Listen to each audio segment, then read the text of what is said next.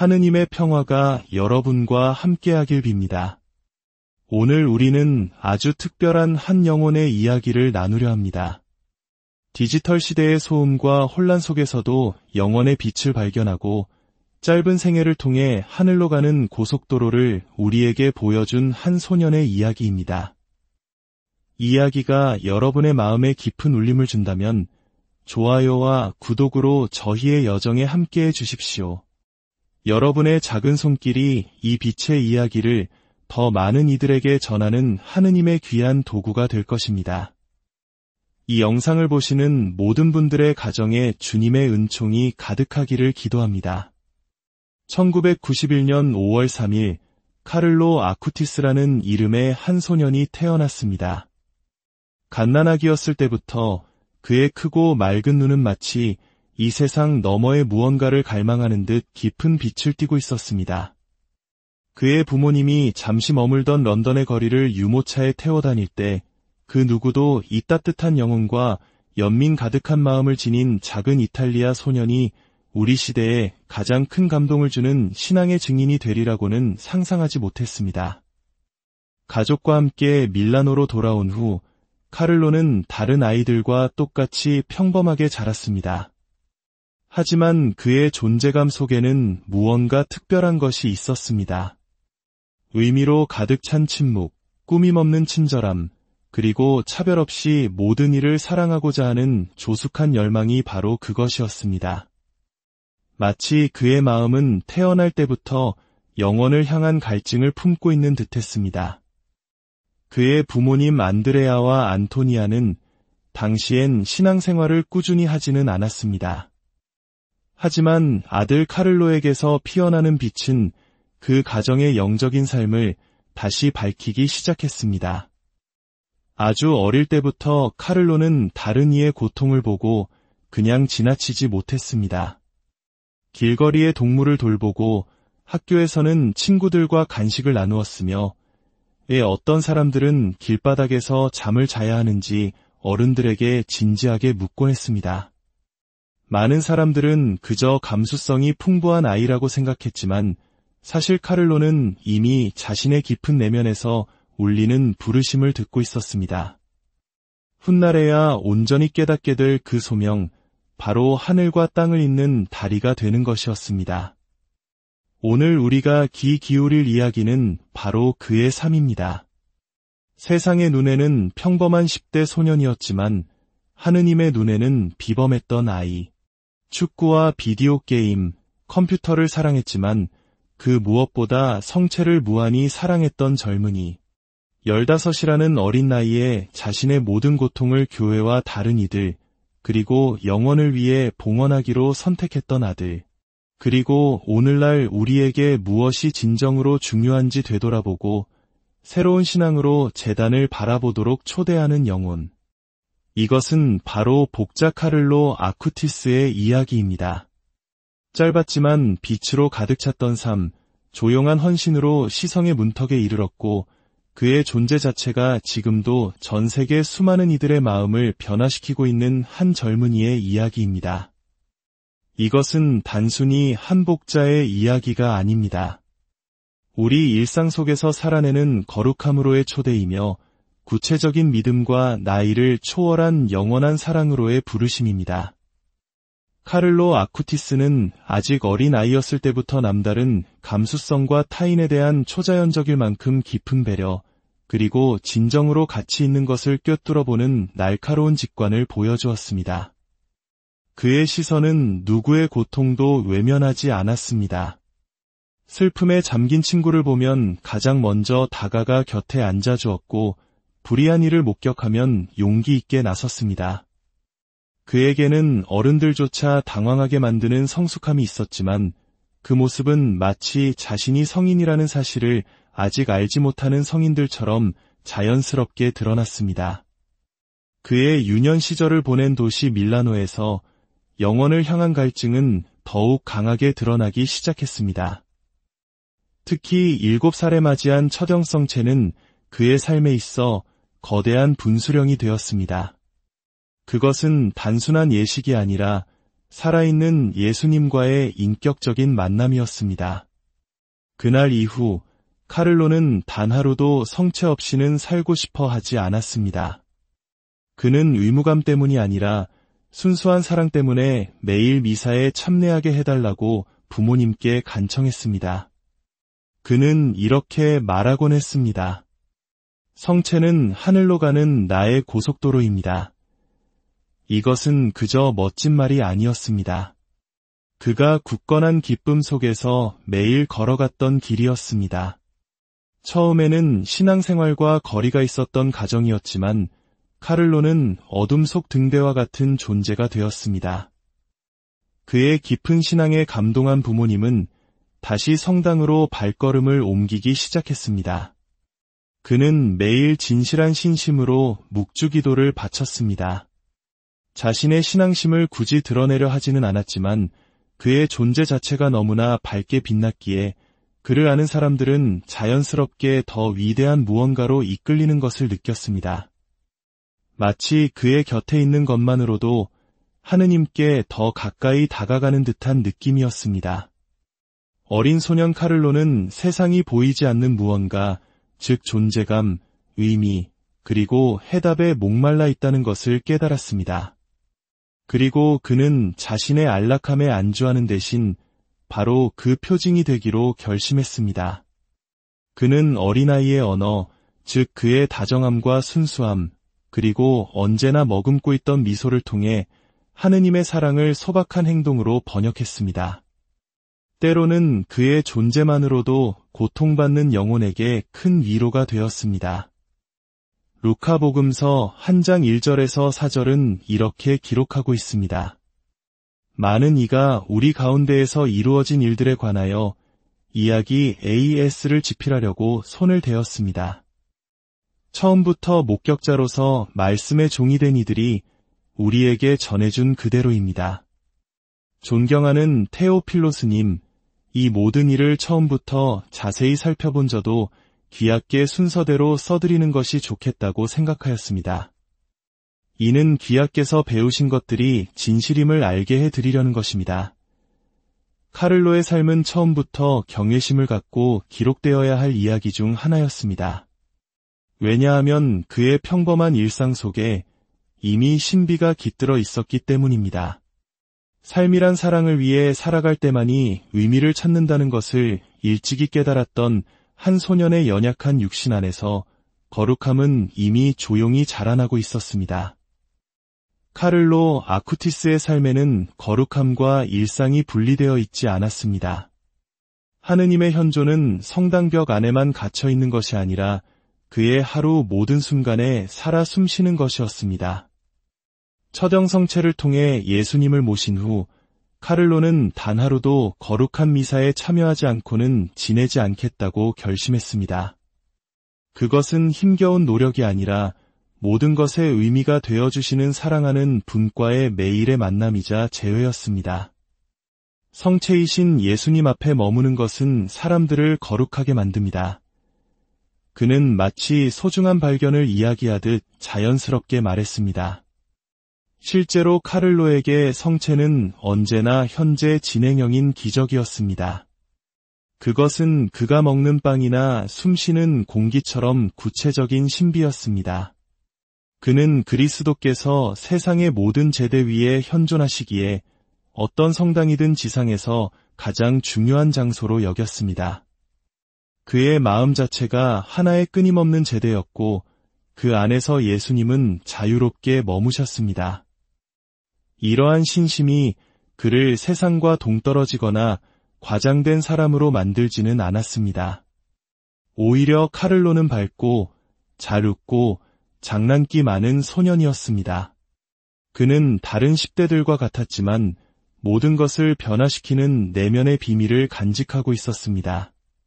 그는 매일 묵주기도를 바쳤고 자주 고해성사를 보았습니다. 그러나 이는 두려움 때문이 아니라 사랑 때문이었습니다. 그는 예수님을 맞이하기 위해 깨끗해지고 싶었고 자신을 그토록 사랑하시는 분께 합당한 사람이 되고 싶었습니다. 불과 11살의 나이에 그는 교회가 인정한 성체 기적들을 연구하기 시작했습니다. 하느님의 이러한 표징에 대한 열정은 그를 전 세계를 순회하는 멀티미디어 전시회를 만들도록 이끌었습니다. 그는 지식을 뽐내기 위함이 아니라 잠들어 있는 마음들을 깨우고 싶었습니다. 그의 바람은 모든 사람이 매일 자신을 변화시키는 그 만남을 체험하는 것이었습니다. 그는 이렇게 말했습니다. 저는 사람들이 예수님께서 성체 안에 참으로 현존하신다는 것을 발견하도록 돕고 싶어요. 만약 사람들이 이 사실을 안다면 성당은 축구 경기장만큼이나 가득 찰 거예요. 카를로는 하느님께서 주신 재능을 감사히 사용했습니다. 명석하고 기술에 능숙했던 그는 전문가처럼 프로그래밍을 할 줄 알았지만 결코 그것을 뽐내지 않았습니다. 그의 초점은 언제나 본질, 즉 예수님을 알리고 사랑받게 하는 것에 맞춰져 있었습니다. 그리하여 그는 성체 기적을 기록하는 웹사이트를 만들어 하늘과 디지털 세계를 잇는 다리를 놓았습니다. 그것은 마치 요한 복음 6장 51절에서 54절에 선포된 진리를 조용히 외치는 것과 같았습니다. 나는 하늘에서 내려온 살아있는 빵이다. 누구든지 이 빵을 먹으면 영원히 살 것이다. 내가 줄 빵은 세상에 생명을 주는 나의 살이다. 내 살을 먹고 내 피를 마시는 사람은 영원한 생명을 얻고 나도 마지막 날에 그를 다시 살릴 것이다. 카를로는 이 말씀을 온 존재로 믿었습니다. 믿는 것을 넘어 그는 이미 보이지 않는 것을 보는 사람처럼 살았습니다. 매일의 미사, 성체 조배, 성모님에 대한 자녀다운 신뢰, 그의 삶의 모든 것은 제대를 중심으로 돌아갔습니다. 그리고 그가 어디를 가든 그는 그 현존을 마치 향기처럼 희미하지만 결코 감출 수 없는 빛처럼 지니고 다녔습니다. 카를로에게는 모든 길모퉁이가 제대가 될 수 있었고 모든 마음이 감실이 될 수 있었습니다. 그저 사랑의 마음을 열기만 한다면 말입니다. 카를로 아쿠티스는 스크린과 연결의 시대에 태어났지만 그 어떤 기술도 하느님의 현존을 대체할 수 없다는 것을 일찍부터 알았습니다. 그는 현대 세계의 수많은 유혹에 빠지는 대신 자신의 디지털 재능을 영혼 구원을 위한 도구로 사용했습니다. 아직 어릴 때부터 컴퓨터 공학을 탐구하기 시작했지만 곧 어른들조차 놀라게 하는 실력을 보여주었습니다. 그는 프로그램을 만들고 웹사이트를 개발하고 복잡한 시스템을 구축했습니다. 이 모든 것을 그의 나이를 뛰어넘는 직관으로 해냈습니다. 그러나 그의 시선은 명성이나 성공을 향해 있지 않았습니다. 카를로는 기술 속에서 복음을 전파할 수단을 보았습니다. 그는 교회가 물리적으로 닿기 어려운 가장 먼 곳까지, 그러나 온라인 메시지로는 의미에 목마른 마음들을 어루만질 수 있는 그곳까지 그리스도의 사랑을 전하고 싶어 했습니다. 그렇게 그의 가장 상징적인 프로젝트, 바로 성체 기적에 관한 전시회가 탄생했고, 이는 훗날 전 세계인이 접속할 수 있는 포털 사이트로 발전했습니다. 성체 기적 웹사이트는 단순한 데이터 모음이 아니라 신앙으로 열린 창입니다. 카를로는 그곳에 수세기에 걸쳐 교회가 인정한 성체 안에 현존하시는 예수님의 실제 현존과 관련된 초자자연적 현상들을 증명하는 상세한 기록과 이미지, 문서를 모았습니다. 그는 디지털을 일종의 성유물함으로 만들어 어디서든 누구나 신앙의 아름다움을 바라볼 수 있기를 원했습니다. 그것은 세상의 신앙과 현대 기술이 적이 아님을 말하는 그만의 방식이었습니다. 오히려 마음이 하늘을 향해 있다면 둘은 함께 걸어갈 수 있다는 것을 보여주었습니다. 피상성과 즉흥성으로 특징지어지는 세대 속에서 카를로는 젊고 똑똑하고 세상과 연결되어 있으면서도 동시에 깊이 거룩할 수 있다는 것을 증명했습니다. 학교 친구들은 그의 컴퓨터 실력에 감탄했지만 많은 이들이 그의 영감의 원천을 이해하지는 못했습니다. 그것은 단지 타고난 재능이 아니라 하느님께 봉헌된 선물이었습니다. 카를로는 자신의 능력을 사명을 위해 사용했습니다. 코린토 신자들에게 보낸 첫째 서간 9장 22절에서 사도 바오로가 쓴 것처럼 나는 모든 이에게 모든 것이 되었습니다. 어떻게 해서든지 몇 사람이라도 구원하려는 것입니다. 카를로는 바로 이 정신으로 젊은이들을 위한 프로그래머가 되었고 멀리 있는 이들을 위한 디지털 교리교사가 되었으며 교회를 위한 이름 없는 봉사자가 되었습니다. 그는 인정을 구하지 않았습니다. 그는 모든 사람은 원본으로 태어나지만 많은 이들은 복사본으로 죽는다고 말했습니다. 그는 하느님 앞에서 자신의 고유한 정체성에 충실하기를 원했고 현대적인 수단을 자신을 과시하기 위해서가 아니라 그리스도의 얼굴을 비추기 위해 사용했습니다. 가장 단순한 순간에도 카를로는 복음을 전할 방법을 찾았습니다. 친구들을 위해 발표 자료를 만들고 영적인 콘텐츠를 공유했으며 너그럽게 기술적인 도움을 주었습니다. 그는 모든 클릭이 하느님께로 가는 길이 될 수 있고 모든 링크가 영원으로 향하는 다리가 될 수 있음을 알았습니다. 점점 더 디지털화되는 세상에서 그는 보이지 않는 것의 표징이 되기를 선택했고 그의 삶 전체는 하느님의 마음에 새겨진 사랑의 코드가 되었습니다. 카를로 아쿠티스는 단지 이론적인 신앙에 머무는 것을 받아들이지 않았습니다.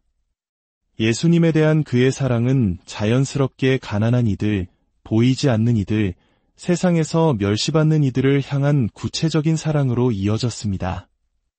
매일 영성체를 하고 신심 깊게 묵주기도를 바치는 것만으로는 충분하지 않았습니다. 그는 자신의 삶의 모든 행동이 그리스도의 마음을 연장하는 것이 되기를 원했습니다. 카를로가 가장 먼저 거부한 것은 과잉이었습니다. 신발은 한 켤레면 충분했습니다.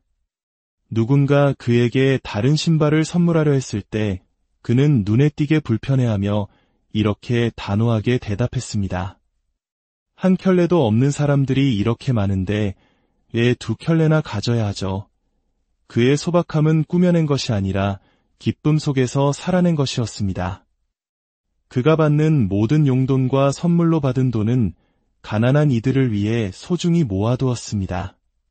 그는 부모님께 남은 음식을 통해 담아달라고 부탁했고 밤이 되면 부모님과 함께 밀라노의 거리를 돌며 노숙자들에게 따뜻한 식사와 담요를 나누어 주었습니다. 그러나 가장 인상 깊었던 것은 단순히 물질적인 관대함이 아니라 그가 소외된 이들에게 다가가는 방식이었습니다. 서두름도 혐오감도 없었습니다. 그는 그들의 눈을 바라보며 대화하고 이름을 물었습니다. 카를로는 사회가 외면하는 이들의 얼굴에서 그리스도의 얼굴을 보았습니다. 그의 집에서 일하던 다른 종교를 가진 한 이민자는 자신이 가톨릭으로 개종한 것은 어떤 말이나 논쟁 때문이 아니라 카를로와 함께 살았기 때문이라고 고백했습니다. 그의 삶은 조용하지만 거부할 수 없는 증거였습니다. 마테오 복음 25장 35절에서 40절에 기록된 바와 같습니다. 너희는 내가 굶주렸을 때에 먹을 것을 주었고 내가 목말랐을 때에 마실 것을 주었으며 내가 나그네였을 때에 따뜻이 맞아들였다. 또 내가 헐벗었을 때에 입을 것을 주었고 내가 병들었을 때에 돌보아 주었으며 내가 감옥에 있을 때에 찾아주었다. 너희가 내 형제들인 이 가장 작은 이들 가운데 한 사람에게 해준 것이 바로 나에게 해준 것이다. 그의 장례식 날 수많은 가난하고 이름 모를 이들의 존재는 참석자들에게 큰 감동을 주었습니다. 그들은 자신들을 판단하지 않고 그들의 이야기를 듣기 위해 몸을 낮추었으며 단지 음식이 아닌 존엄성을 가져다 준 그 10대 소년을 위해 눈물을 흘렸습니다. 마치 그들 모두가 마음속 깊이 알고 있었던 것 같았습니다. 카를로가 그들 사이를 마치 소리 없는 천사처럼 지나갔다는 것을, 그는 단지 수프나 담요가 아닌 어떤 이해관계도 서두름도 두려움도 없는 순수한 사랑을 베풀었습니다. 카를로는 육신을 떠난 영성을 살지 않았습니다. 그의 신앙에서는 거리의 냄새, 땀 냄새, 노력의 냄새가 났습니다. 그는 하느님께서 단지 성전 안에만 머무시는 것이 아니라 상처 입은 마음들 속에 더욱 깊이 거하신다는 것을 이해했습니다. 그래서 그는 자신이 가진 것을 나누었고, 나아가 자기 자신을 나누었습니다. 그의 마음은 언제나 성체 앞에서의 고요한 조배와 가장 소외된 이들이 사는 뒷골목의 소음 사이에서 나뉘어 있었습니다. 그리고 바로 그곳, 제대와 길바닥 사이, 축성된 빵과 나누어진 빵 사이에서 그는 온전한 자신을 이루었습니다. 2006년 9월, 카를로는 피로감과 고열이라는 첫 증상을 느끼기 시작했습니다. 많은 이들은 그저 지나가는 감기련이 생각했지만 검사 결과는 가혹한 현실을 드러냈습니다. 전격성 백혈병이었습니다.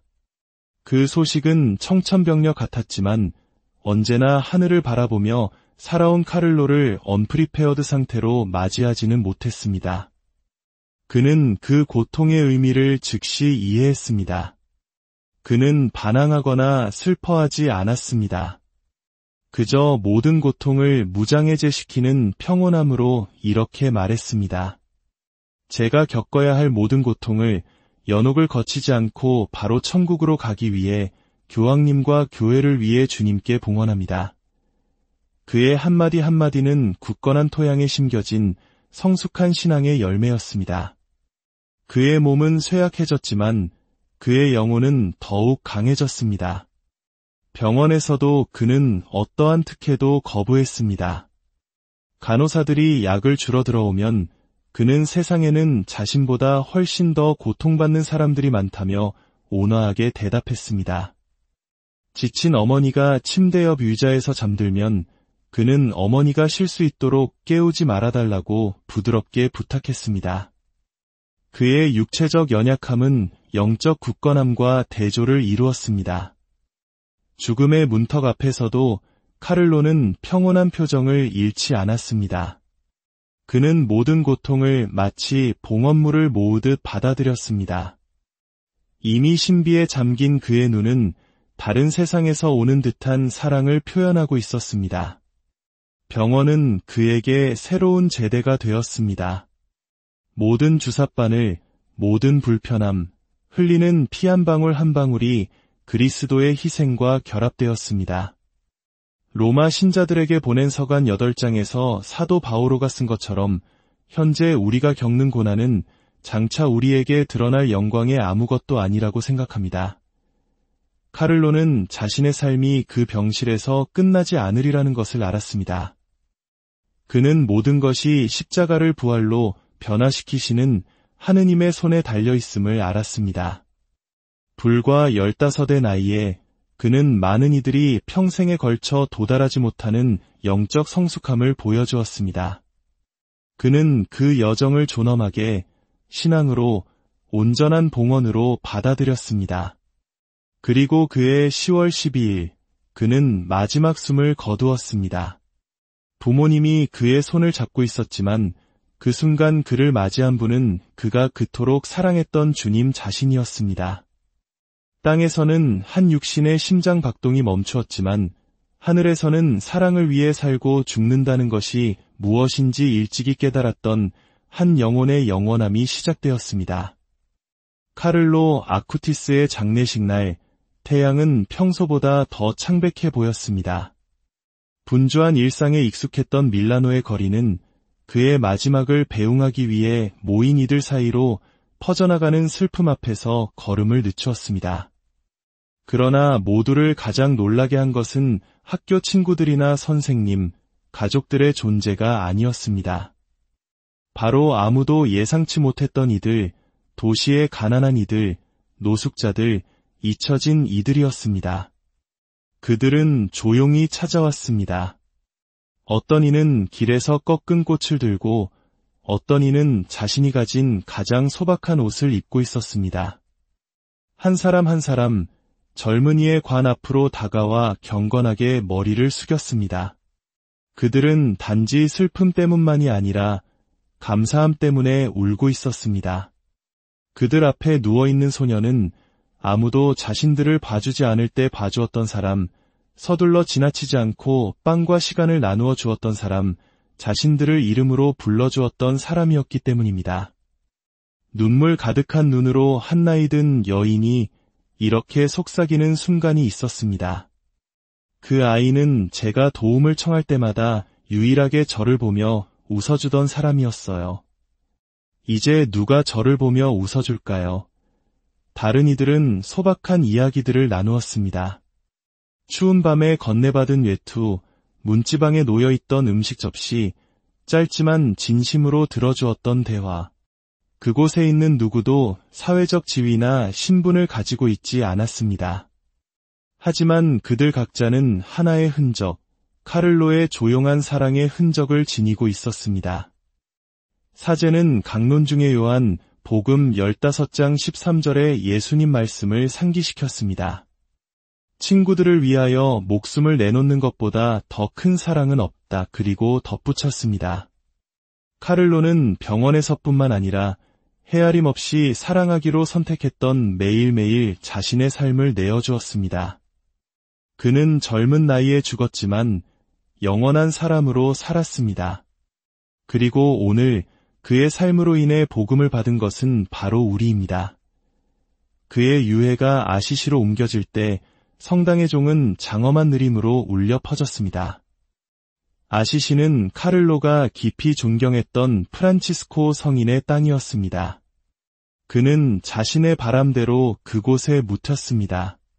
그리고 그의 무덤 위에서 기도와 청원, 눈물과 치유의 꽃들이 피어나기 시작했습니다. 그러나 카를로가 남긴 진정한 기념비는 돌로 만들어지지 않았습니다. 그것은 그가 어루만졌던 사람들, 그가 다시 불을 지펴준 마음들, 그가 소리 없이 뿌린 선함 속에서 살아 숨쉬고 있습니다. 베드로의 첫째 서간 4장 8절이 우리에게 상기시켜주듯 진정한 거룩함은 바로 이것입니다. 무엇보다도 먼저 서로 한결같이 사랑하십시오. 사랑은 많은 죄를 덮어줍니다. 카를로는 강렬하게 사랑했고 조용하고 소박했던 그의 장례식은 그 어떤 수많은 말로도 다다를 수 없는 웅변으로 그것을 증언했습니다. 그곳에는 땅의 가장 미천한 이들, 보이지 않는 이들이 서서 그 10대 소년 안에서 자신들을 존중해준 형제를, 존엄성을 부여해준 친구를, 그리고 누구 위에도 서려 하지 않고 그들 사이에서 살았던 성인을 알아보고 있었습니다. 그리고 감사로 이루어진 그 작별 속에서 그의 거룩함은 이미 그 어떤 공식적인 선포보다 훨씬 이전에 인정받고 있었습니다. 카를로 아쿠티스가 하늘로 떠났을 때 많은 이들은 이미 그것이 평범한 이별이 아님을 알고 있었습니다.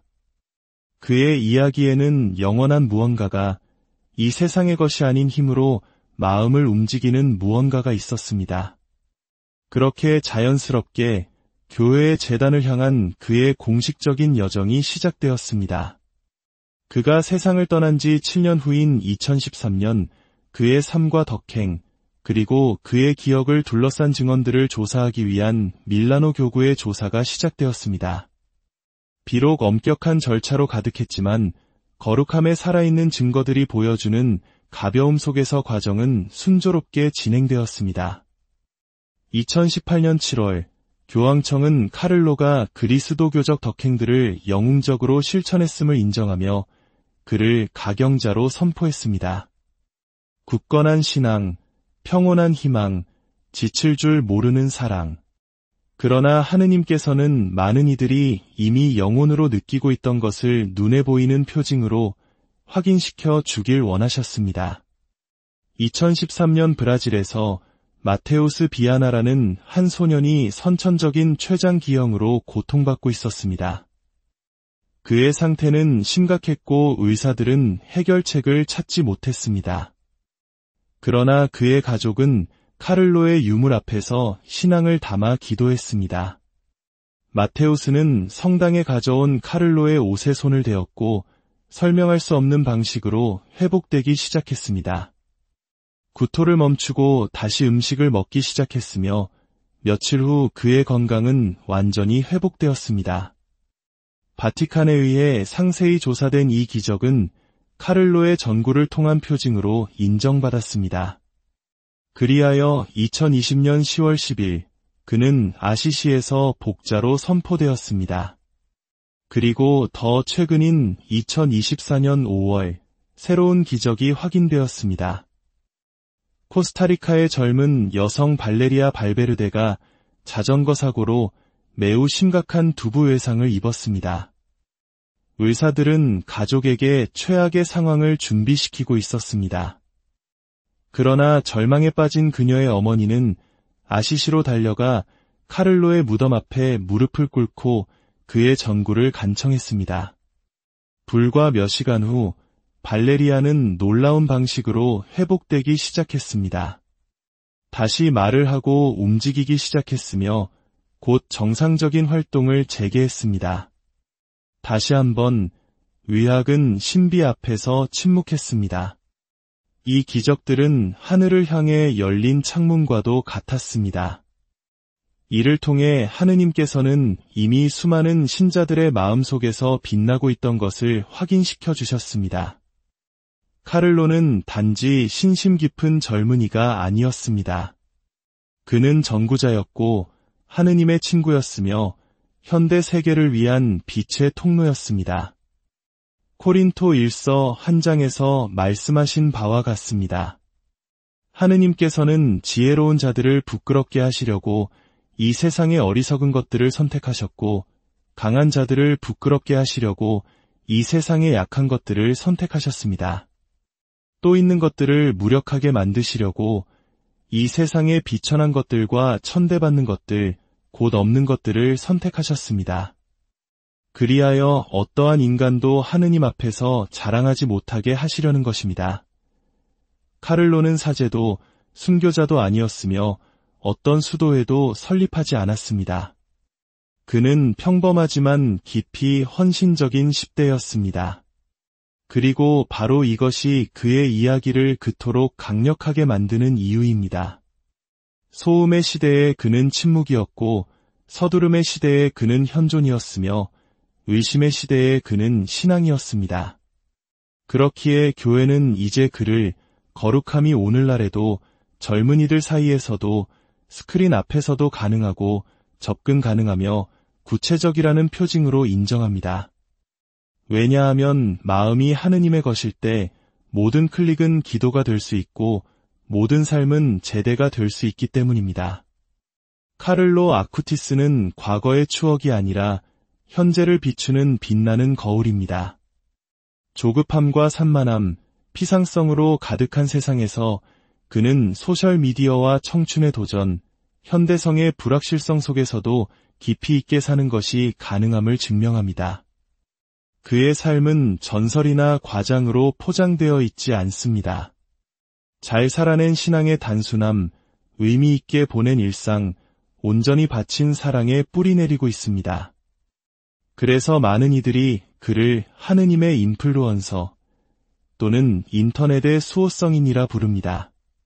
그러나 칭호보다 더 중요한 것은 카를로가 오늘날을 위한 실현 가능한 거룩함의 모델을 제시한다는 점입니다.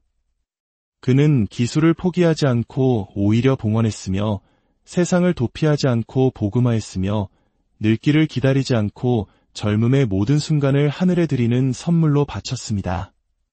그의 삶은 단지 10대들에게만 영감을 주는 것이 아닙니다. 고통받는 어머니들, 의미를 찾는 아버지들, 손주들을 위해 기도하는 할머니들, 교리교사들과 교사들, 그리고 모든 가정의 마음을 움직입니다. 왜냐하면 카를로는 그의 이야기 자체로 신앙이 복잡할 필요가 없음을 보여주기 때문입니다. 그저 사랑으로 살면 됩니다. 예수님을 중심에 두면 됩니다. 그가 그랬던 것처럼 성체는 하늘로 가는 나의 고속도로입니다. 라고 신뢰하며 반복하면 됩니다. 그의 짧은 여정을 통해 카를로는 또한 기쁨이 우리가 소유한 것에서 오는 것이 아니라 하느님 안에서 우리가 누구인지에 달려있음을 상기시켜줍니다. 그는 소박하게 살았지만 행복이 넘쳐 흘렀습니다. 그의 영혼이 가득 차 있었기에 그의 눈은 미소 짓고 있었습니다. 그는 진정한 슬픔이 그리스도에게서 멀어지는 것임을 알았기에 그의 삶의 모든 것은 제대와 감실, 십자가와 이웃을 향해 있었습니다. 시편 119편 105절이 말하듯 주님의 말씀은 제 발의 등불, 저의 길의 빛입니다. 카를로는 어둠 속을 헤매던 수많은 이들에게 바로 그 빛, 즉 길을 잃지 않도록 안전한 방향을 가리키는 소박하지만 굳건한 등대가 되었습니다. 그가 완벽해서가 아니라 자신의 불완전함을 통해 하느님께서 빛나시도록 허락했기 때문입니다. 그리고 오늘 그의 모범은 퍼져나가고 있습니다. 학교, 본당, 청년 그룹, 수많은 가정들이 그의 이야기를 통해 신앙의 아름다움을 재발견하고 있습니다. 그는 거룩함이 멀리 있는 것이 아니라 매일의 결심이며 위대한 업적이 아니라 작은 충실함에 달려있고 사랑하고자 하는 한마음의 예에서 시작된다는 것을 보여줍니다. 카를로는 짧게 살았지만 충만하게 살았습니다. 젊은 나이에 죽었지만 이미 모든 것을 이해하고 있었습니다.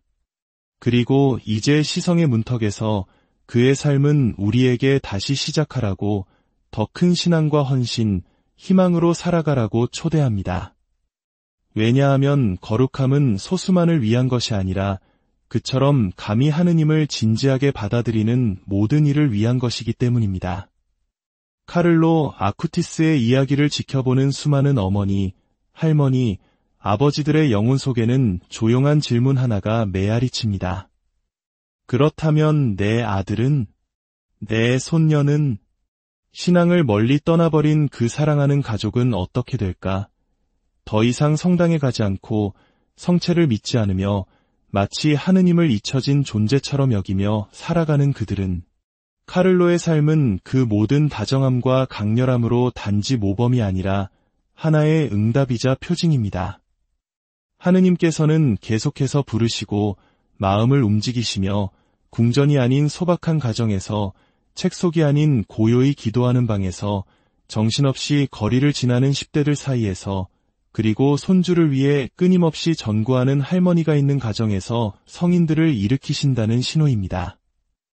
혹시 여러분의 마음속에도 한때는 신앙을 가졌지만 길을 잃어버린 누군가가 있습니까? 세례와 견진을 받고 성사를 알았지만 지금은 멀리 떨어져 사는 누군가가 있습니까?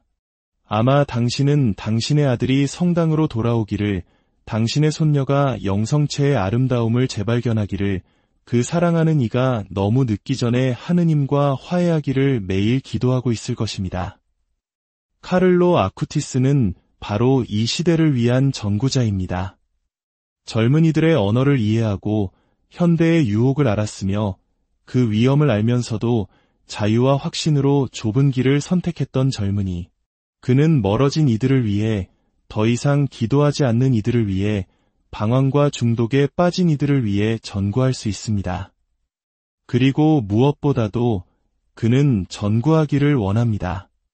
그의 마음은 복음을 전하고 친구들에게 예수님을 전하며 모든 이에게 성체를 알리고자 하는 열망으로 불타올랐습니다. 루카복음 15장 20절에 기록된 것처럼 그가 아직도 멀리 떨어져 있을 때에 아버지가 그를 보고 가엾은 마음이 들었다.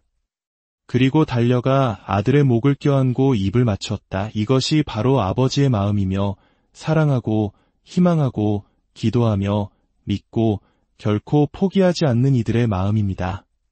그러므로 오늘 이 빛의 이야기 앞에서 당신의 기도를 남겨주십시오.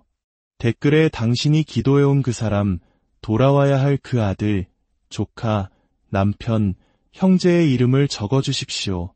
그리고 신앙으로 청하십시오. 복자 카를로, 저의 기도를 예수님께 전해주십시오.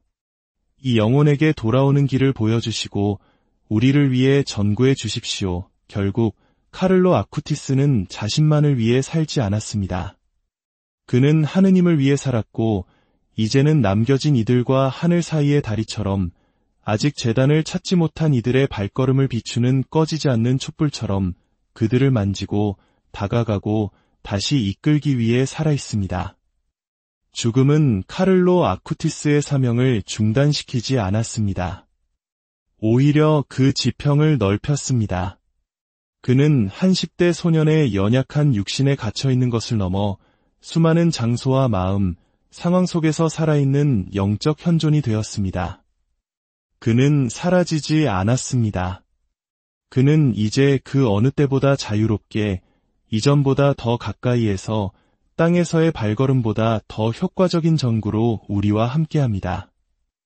카를로의 증언은 우리 시대를 위한 예언입니다. 그는 삶이 횟수로 측정되는 것이 아니라 사랑으로 측정된다는 것을, 천국이 멀리 있는 보상이 아니라 우리가 하느님을 선택할 때마다 여기서 시작되는 현실이라는 것을, 그리고 거룩함이 도달할 수 없는 칭호가 아니라 바로 저와 당신을 포함한 모든 이에게 가능한 선택이라는 것을 상기시켜줍니다. 그의 삶을 바라보며 우리는 본질적인 질문과 마주하게 됩니다. 우리는 하느님께서 우리에게 맡기신 선물들을 어떻게 사용하고 있는가? 우리의 재능, 우리의 시간, 우리의 신앙은 누구를 위해 쓰이고 있는가? 카를로는 자신을 봉헌하기 위해 늙기를 기다리지 않았습니다. 그는 매일을 마지막 날처럼 살았고, 그렇기에 그의 모든 날은 거룩했습니다. 티모테오에게 보낸 둘째 서간 4장에서 말씀하신 것처럼 나는 이미 하느님께 올리는 포도주처럼 내 피를 제물로 바치고 있습니다. 내가 이 세상을 떠날 때가 다가왔습니다. 나는 훌륭히 싸웠고 달릴 길을 다 달렸으며 믿음을 지켰습니다. 이제는 위로움의 화관이 나를 위하여 마련되어 있습니다. 카를로는 손에는 묵주를, 어깨에는 책가방을, 그리고 성체 앞에서는 온 마음을 바쳐 훌륭히 싸웠습니다. 그는 세상의 시상대가 아닌 교회를 위한 사랑으로 자신을 봉헌한 병상 이 침묵 속에서 경주를 마쳤습니다. 그리고 그는 신앙을 숨기는 자가 아니라 나누는 자로서 지켰습니다. 오늘 이 이야기 앞에서 우리는 단지 그를 존경하는 것을 넘어 그를 본받도록 미지근함에서 벗어나 우리의 신심을 새롭게 하고 우리의 가정을 작은 사랑의 성전으로 변화시키도록 부름받고 있습니다. 카를로는 영원이란 우리가 하느님께서 우리의 현재를 변화시키도록 허락할 때 시작된다는 것을 가르쳐줍니다. 모든 미사가 우리 안에 하늘을 다시 밝힐 힘을 가지고 있다는 것을, 모든 사랑의 실천이 조용한 기적이 될 수 있다는 것을 가르쳐줍니다. 이 이야기가 당신의 마음을 움직였다면 나누어 주십시오. 어쩌면 당신이 사랑하는 누군가가 신앙을 다시 찾기 위해 들어야 할 바로 그 이야기일지도 모릅니다. 당신이 사랑하고 하느님께 더 가까워지기를 바라는 이의 이름을 댓글로 남겨주십시오. 영혼을 세우는 이야기들을 계속해서 나누는 이 여정의 구독으로 함께해 주십시오. 그리고 무엇보다도 카를로가 살았던 것처럼 성체의 시선을 고정하고 선의 길 위에 발을 딛고 하느님의 약속 안에서 이미 쉬고 있는 마음으로 살아가십시오. 왜냐하면 거룩함은 여전히 가능하기 때문입니다. 그리고 카를로 아쿠티스는 바로 여기 그의 빛과 젊음, 그리고 그의 헌신으로 우리에게 그것을 상기시켜주기 위해 있습니다. 우리 시대의 성인, 꺼지지 않는 불꽃, 영원의 문 안쪽에서 우리를 기다리는 친구, 주님, 저희의 하느님, 복자 카를로 아쿠티스의 빛나는 삶 앞에서 저희는 침묵 속에 열린 마음으로 섭니다.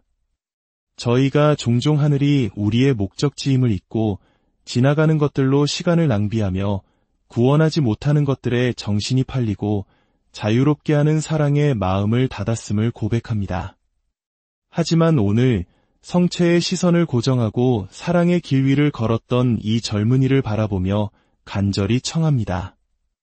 저희 안에 잠든 신앙을 다시 일깨워 주소서. 주님, 저희가 카를로처럼 살도록 도와주소서. 당신 현존에 대한 갈증과 당신을 선포할 용기, 당신을 모실 순수함을 주소서. 저희 가정이 기도의 장소가 되게 하시고 저희 눈이 가난한 이들을 연민으로 보게 하소서. 저희 자녀와 손주들, 그리고 가족들, 심지어 가장 멀리 떨어져 있는 이들까지도 저희 안에서 당신 은총의 조용한 증거를 발견하게 하소서. 오늘 특별히 신앙에서 멀어진 이들을 위해 기도합니다. 예수님, 그들의 마음을 어루만져 주소서. 당신의 뜻이라면 복자 카를로 아쿠티스의 전구를 사용하여 그들이 당신 사랑으로 돌아오게 하소서. 저희 가족 중 누구도 길을 잃지 않게 하시고 사랑하는 어떤 이름도 영원에서 제외되지 않게 하소서. 이 눈물의 골짜기에서 여정을 계속하는 저희에게는 희망의 위로를 주소서. 고통 속에서도 당신의 손길을 알아보게 하시고 어두운 밤에도 우리를 기다리는 하늘이 있음을 기억하게 하소서. 주님, 저희에게 이 굳건한 신앙을 주소서. 카를로 아쿠티스의 이야기가 그저 수많은 이야기 중 하나가 아니라 회심과 성체, 충만한 삶으로의 분명하고 직접적이며 친밀한 부르심이 되게 하소서. 이 증언이 당신의 마음을 움직였다면 나누어 주십시오. 함께 기도하고 당신의 지향을 나누어 주십시오. 우리는 함께